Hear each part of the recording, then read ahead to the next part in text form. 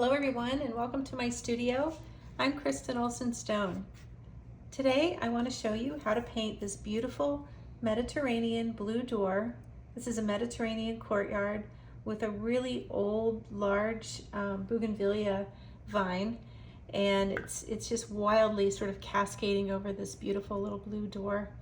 There's some little rocks piled around the trunk and a step and lots of beautiful light and shadow being cast across the wall.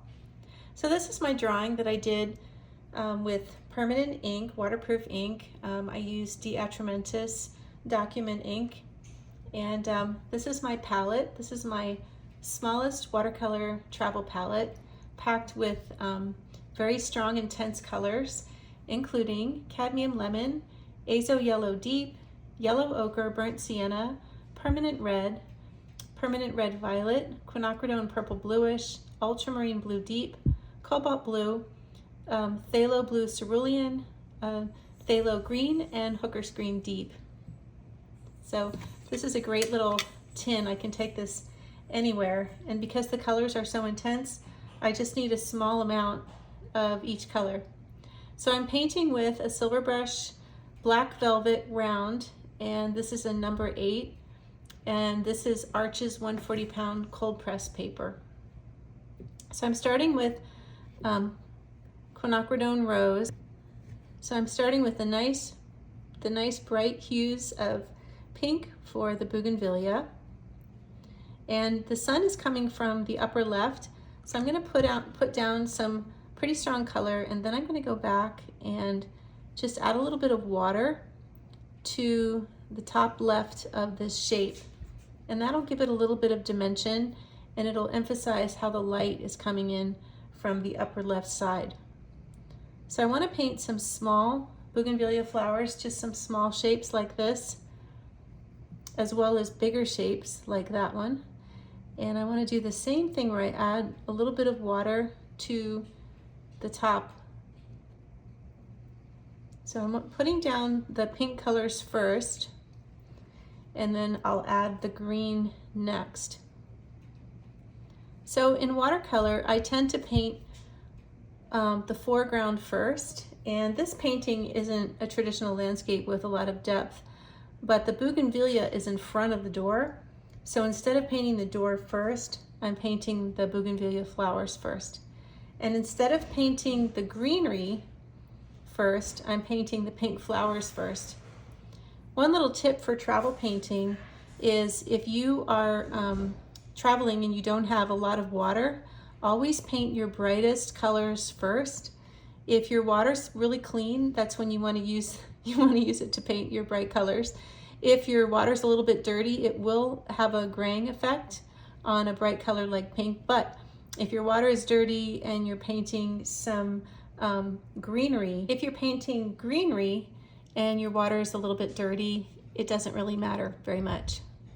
So just adding a little water to the top of these shapes. And I really want to emphasize this, the way that the bougainvillea is really growing up and leaning over the doorway. So I want my colors to be moving in that direction. So I'll put just a couple more here, lighter ones. I'll put a little more color in there. One thing about these small palettes is you don't have a lot of mixing space, so I like to do a lot of mixing right on the paper. Okay, so now I'm going to jump over to this flower pot, which has some really beautiful blue flowers in it. I think they're called plumbago. So I'm going to use ultramarine blue and just put a few of those flowers in here, and then I'm going to add some Quinacridone rose to that blue so that they have a mixture of violet and blue, and I'm just letting the colors mix together on the paper. So I'm going to mix hooker's green, get some of that here, and cadmium lemon, and that'll give me a nice bright green. So the sun is coming from the upper left-hand corner. And so I want to have the lightest green up there. Cadmium lemon is such a wonderful color. It's a beautiful, bright, lemony yellow. And it's a color that you can't mix it. You can mix a deeper yellow by adding some, like if you want to make a color that's like cadmium yellow light, you can mix cadmium lemon and and azo yellow deep and get a cadmium yellow like color. But to get that bright lemon color, you just have to have a tube of it. So I'm adding some of that pretty yellow down here, and then I'm going to go back into the yellow and drop in some green. So sometimes I drop lighter colors into darker colors to let the colors mix on the paper, and sometimes I drop lighter colors into darker colors, excuse me. So just letting the colors mix again down here. And I really like how colors look when they're mixing on the paper. In other mediums, it's not impossible to get that with acrylic, but it's really hard to do that and get that effect with other mediums. Oil painting, you have to move all the colors around yourself. There's no mixing that's happening on the canvas. But watercolor, you have that opportunity to be really spontaneous and let the colors mix, and it's just wonderful. I just love watercolor. So now I've mixed hooker's green and burnt sienna and a little bit of ultramarine to deepen it. And I'm just making a really deep, dark green, and I'm putting that in where the leaves are in shadow. So you can see I don't necessarily paint from light to dark in watercolor. I tend to definitely think about painting foreground to background, and sometimes painting the center of interest first and things like that. But as far as values and that paint from light to dark philosophy that a lot of artists use, I don't tend to do that. So I'm mixing a nice dark green here, and I'm going to make this one a little more bluish.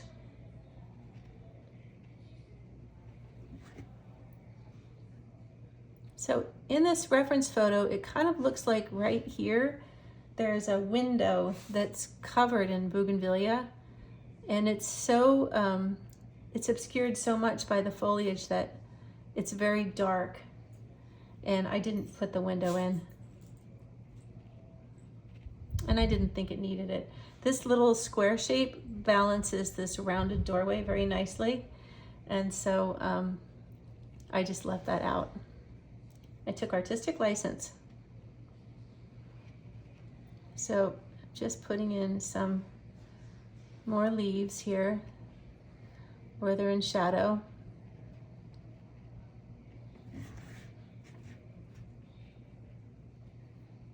So all this painting, this whole painting can be done with a number 8 brush. If you have a number 6, that's also good. And you can probably do it with a number 10 if it has a good point on it. Now I'm going to take some more of this deep dark green, and I'm going to put some dark accents in this little pot of flowers here. So when I paint a pot of flowers, I tend to paint the foliage first and the pot second. So I tend to do that. It just looks better to me, and I don't want to paint the pot all the way to the top and then have the foliage falling over it and overlapping the color of the pot. I just want it to be on its own, and I'm probably going to leave a halo of white around it as well.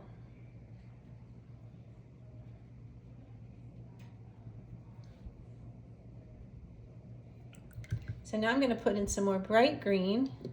So I'm going to get some more cadmium lemon and put that at the top here. There are other lemon yellows. There's permanent lemon yellow, and if you get a color like Windsor yellow or whatever the brand name of the paint is, and the word yellow, then very often those will be a more lemony color, but not quite as lemony as true lemon yellow. You want it to have the word lemon in it to really get that color. So there are some warm tones in there as well. So now I'm going to pick up Azo Yellow Deep, and I'm going to put some nice warm tones of yellow in a few places and just let it run together. And notice how some of my greens have run into the pink. That is okay with me. I actually like how that looks.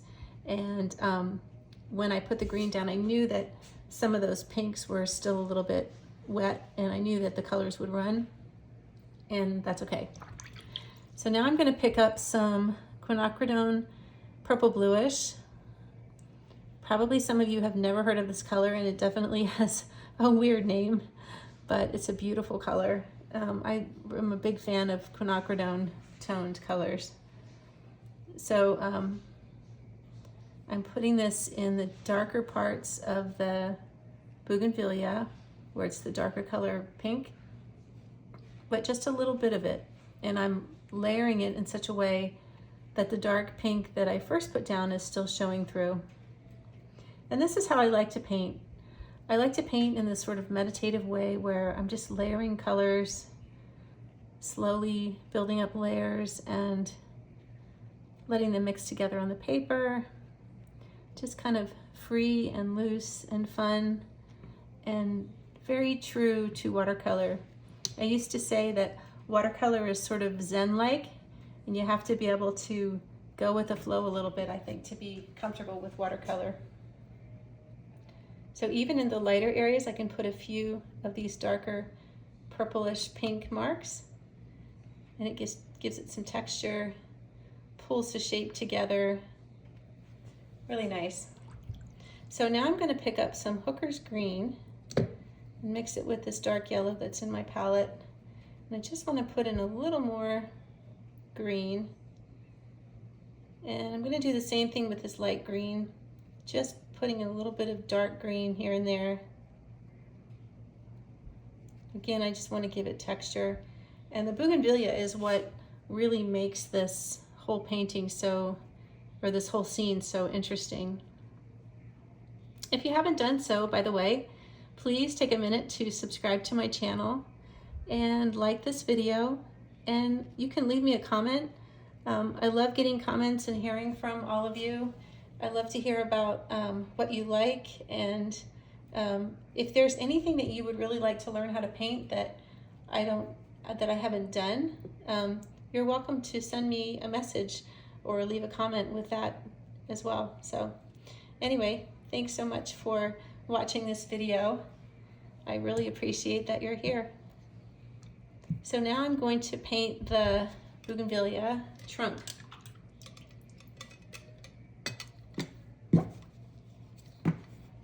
By the way, I've been using these cute towels. These are made by a lady in New Zealand named Stacy, and the name of her company is Stakiwi. I will put a link to her company in the description, but she makes these brush towels, and so I don't use paper towels anymore. I just use these brush towels, and when they get a lot of paint on them, I throw them in the washing machine, and they're just great. And I can fold them too, like this, and take them with me when I'm painting somewhere. And I keep them in a Ziploc bag, so when I put them back in my purse, if they're wet, they don't make a mess. But they're really great little towels. I haven't seen anybody else making brush towels, so I thought they were really, really fun, and they're very well made. And she makes different sizes, so I got a couple of different sizes. Okay, so now I'm going to start working on the door. So I'm using Ultramarine Blue Deep, and I'm going to mix a couple of different blues. And I'm painting around the bougainvillea, leaving spaces of white, which is definitely part of my style of painting. I just like how that looks. It just gives my paintings a bit of sparkle. I've even incorporated some of that that philosophy of leaving the white into my oil paintings as well. So I got a little blue paint where I didn't intend to. Okay, so back to the blue here. Now, while this blue is wet, I'm going to drop some Quinacridone purple bluish into the areas where it's dark. So you can see at the bottom of the door, it's quite a lot darker. And I don't have as much water on my brush as I did. So I want this color to blend into the blue while it's still wet, but not too much. So if you want that effect, then you want to just add a little bit of water and more paint. And then for the center of the door, I'm going to add some of this turquoise color blue just to have a little variety on my door. And I'm putting the color into the little squares. And when that dries, I'm going to go back in and add some more detail. I love how the color of the door ties in with the blue flowers. That's so pretty. Okay, so now jumping over to the little square window. I put the little vase in the window too, and I made it a little bit bigger so it stands out. So I'm just painting very loosely the shape of the blue shutters. And the vase is white with a blue pattern on it, but I'm going to take some phthalo green and I'm going to put a little bit of just a kind of a little design like that on the vase. And then around the vase, I want to have a very dark background. And so the vase will really pop out. So I've used burnt sienna, ultramarine blue deep, and that violet color together. And I'm just going to paint this sort of dark square around the vase. Like that. Okay, so next I want to work on the bougainvillea trunk and the flower pot. So now I'm going to mix up some of this permanent red deep with yellow ochre. So this pot is the same color as the building, which I don't really like. So I'm going to make it terracotta, which I will really like. I just think that'll be prettier. I think that the orange and the terracotta colors will be a nice complement to the blue and the blue violets. And when you have complementary colors, they really help your painting sort of sing out with joy, and I don't know, they look prettier. The orange emphasizes the blue and vice versa. So you can see I put the color pretty dark, and then I added some water to this side to make it a little watercolory looking and washy. Now I'm going to pick up some Quinacridone purple bluish, and I'm going to put some of that into this right side of it, the shadow side, and not very much water, just a little bit of it on my brush, and just kind of capture the shadow patterns while it's still wet, because I wanted a soft edge like that. And there's our pot. Now for the bougainvillea trunk, I'm going to start with yellow ochre. And the yellow ochre has a little bit of the red mixed in, which I actually like how that looks. I don't want it to be too yellow because the building is yellow. And the last thing we're going to paint is the building. That's my dog, by the way, making noise behind me. She's in her dog bed and she's scratching it.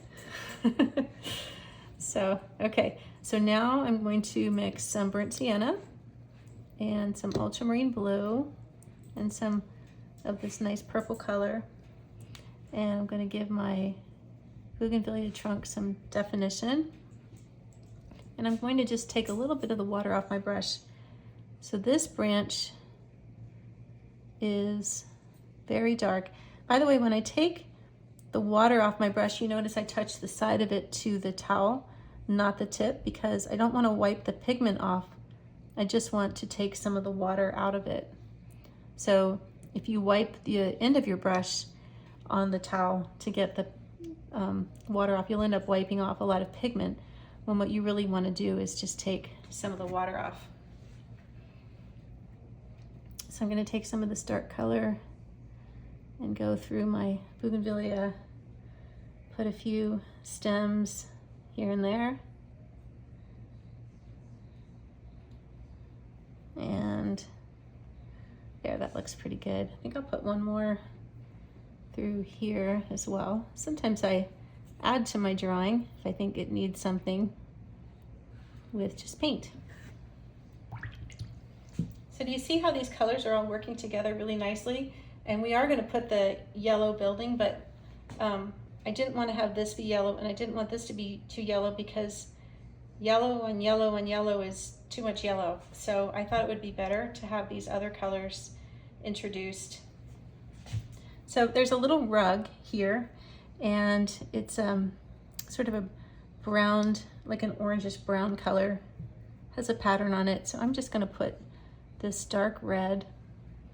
So I mixed permanent red deep with burnt sienna. Now I'm going to add a little more burnt sienna to the back of it, like that. And the rug or mat, whatever it is in front of this door, is also kind of a brownish color. So I'm going to paint that in, but in a little bit lighter shade. And where it meets the door, I'm going to add this dark violet. So Quinacridone Purple Bluish is a very useful color. As you can see, I use it a lot. I'm going to mix it now with Ultramarine Blue. And I'm going to add some detail to this door. Just sort of trace with the brush over my lines.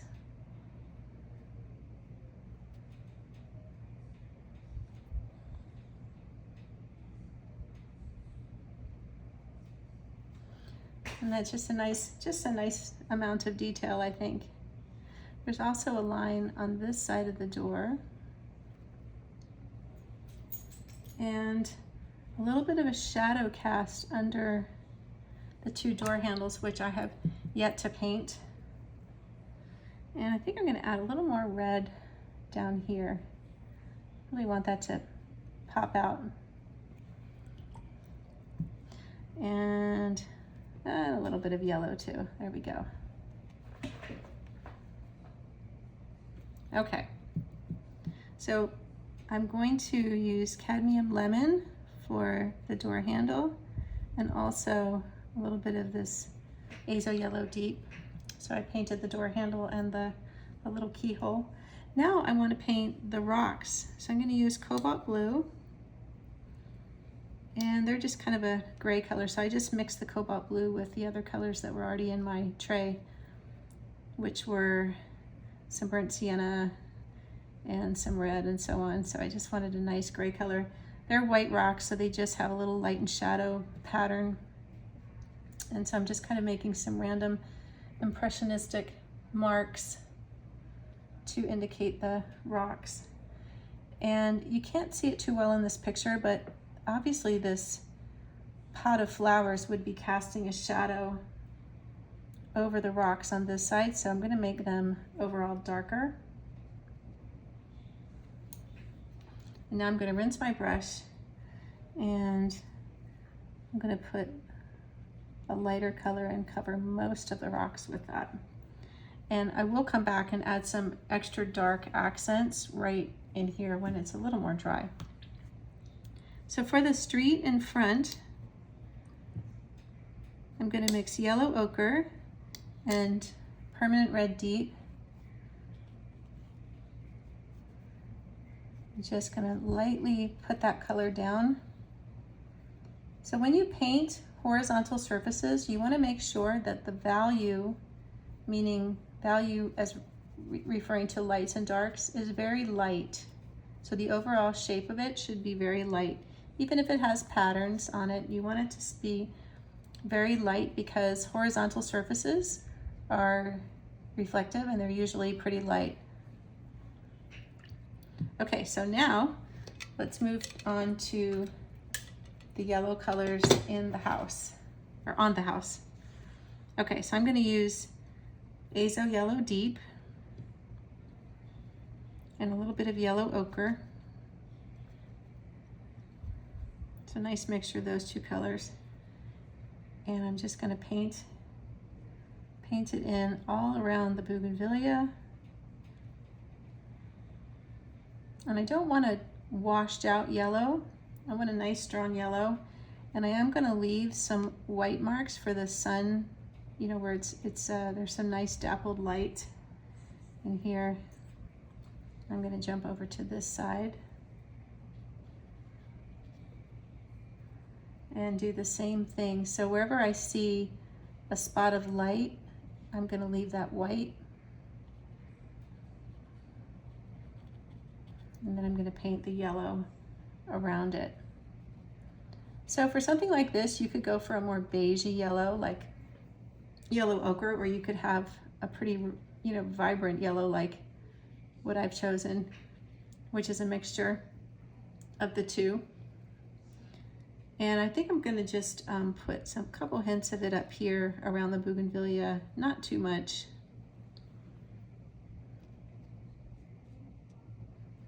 Just enough to give the impression that this bougainvillea is in front of this beautiful yellow wall.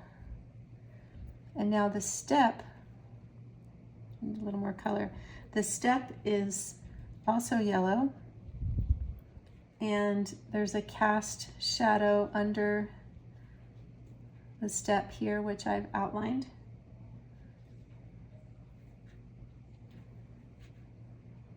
And so just going to put a few little marks like that. And now I'm going to go around with some yellow ochre and a little bit of burnt sienna. And I want to go around the edge of the door frame, or whatever this white part is around the door frame. And just emphasize the edge of it. And these lines,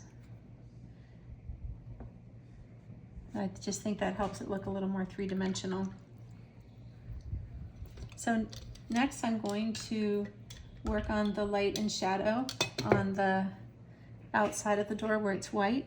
So for that, I'm going to mix Quinacridone Rose, Ultramarine Blue, and yellow ochre.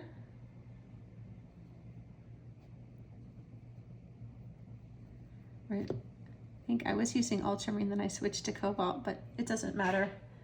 Those two colors are pretty close to each other when you're using them to make a gray.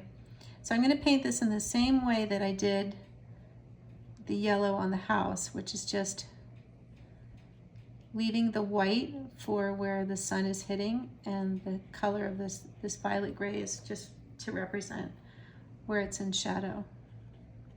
And you want to make sure that your violet gray is not a pretty violet like the violet on the flowers or the violet in your the plumbago. You want to make sure that it's a grayed down violet. You want to let the violet and the flowers really stand out. So every good painting has a mixture of grays plus other vibrant, rich colors, and they support each other. So the vibrant colors look vibrant because of the grays, and the grays are colorful looking because they're surrounded by vibrant colors, and because you're mixing your own grays. You're not using a bottled gray or a tube of gray. Always better to mix your own. So I'm putting a few shadows over the step. Now I'm also going to emphasize the dark line under this ridge of the step here with burnt sienna. And I'm going to emphasize the shadows by continuing the shadow pattern onto this rug, like that. And emphasize this line here with that dark color. Just looks nice to have that little finished edge. And I think I'll add some blue to it and kind of come back into this corner here. And this got a little bit lighter as it dried. So I'm just going to emphasize that edge of that door with the same dark. And I'm going to come back in here now and add some darks in and around these rocks, just to further emphasize the depth of this shadow and the texture of the rocks. And I'm going to put that dark right around the base here.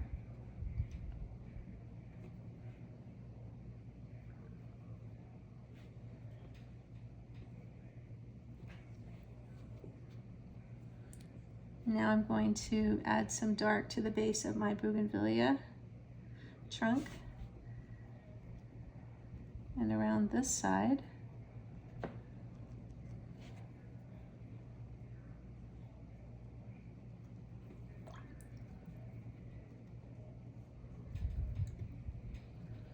Now the little square window, I almost forgot to do that. That also has some nice shadow colors, light and shadow patterns. So just doing that the same way that I did the shadowing around the door. So now I'm going to add that ridge of, or that shadow color of paint under this little square window with burnt sienna and yellow ochre and Azo Yellow Deep, and also on the side there, the right side.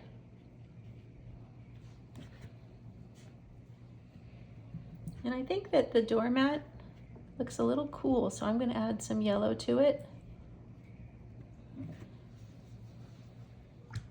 And this plant looks a little bit flat, so I'm going to add some dark to it as well.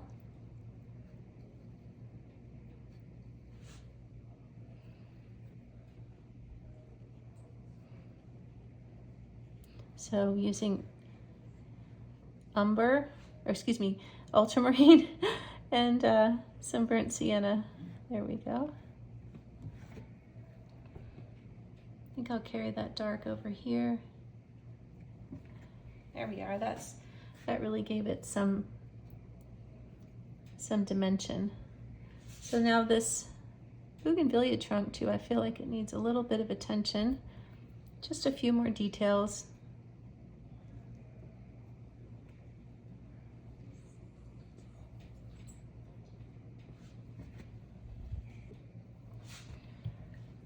So I'm going to add just a little more cadmium lemon to my greens. I'm just layering this color over the tops of the greens that are at the top of the painting.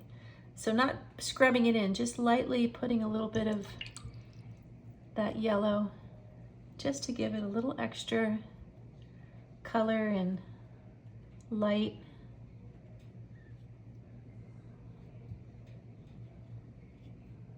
Same for this plumbago. Just giving it a little more lemon color, dropping in the sunshine. And I'm also going to add some permanent red deep to the bougainvillea.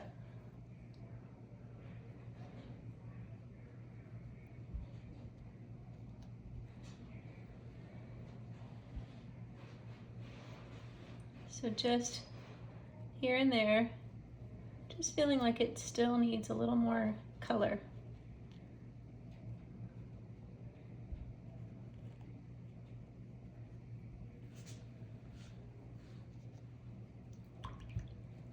There we are.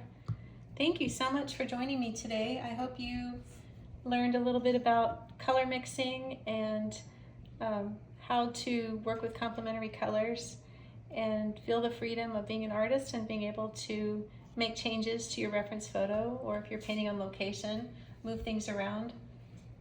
How to add a little bit of sunshine to your painting with yellow and capture light and shadow. So thanks so much for joining me today, and happy painting.